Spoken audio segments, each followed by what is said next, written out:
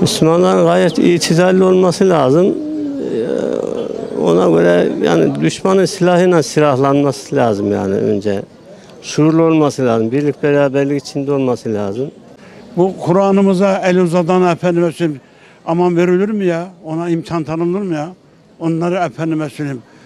Bizim Kur'an'ımızı, Kerim'imizi yakmak demek ne demek ya? Müslümanların oy birlikte hep birlik ve beraberlik olup bunu çözme davranmaları lazım.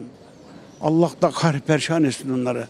Allah zaten fırsat vermez onlara. Biz herkes Yahudiler, Hristiyanlar kendilerinin şeylerine sahip çıkıyor ama biz Müslümanlar olarak biz şeyimize sahip çıkamıyoruz. Birlik beraberlik olamıyoruz.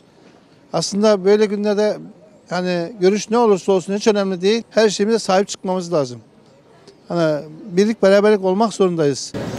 Vallahi şimdi Müslüman olarak zaten biz bir araya gelmemiz lazım. Geç bile kaldık aslında.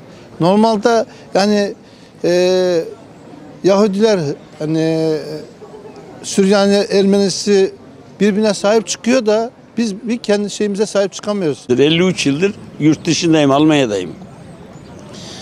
Hristiyandır, bunu iyi bilin. Hiçbir dostumuz Avrupa'da yoktur. Hiçbir ülke bizi tutmaz, dinlemez. Bunların en büyüğü de sanılan ben değiliz oğlum. İslam düşmanıdırlar. Onlara sakın güvenmeyin. Gayrimüslimin bir tanesinden dost olmaz. Atasözüdür. Domuzdan post, düşmandan dost olmaz. Onun için bu atasözlerini de unutmayın sakın yavrum. Müslümanlar birlik, beraberlik için olmamız lazım. Birlik, beraberlik. Partilerimize, hükümete de söylüyorum. Yani görevde olan hükümetimiz, öteki partilerimiz birlik, beraberlik olacaklar. Some people think that this is that they can harm Muslims or harm Islam by doing these kind of actions. Quran, which actually, for the first point is that you can't burn the Quran because the Quran is the uncreated speech of Allah.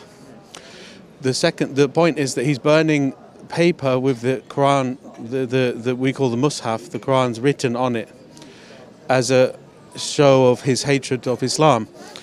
But this is something that's been done before and people can do this, but the point is it doesn't really do any harm except to the person who does it.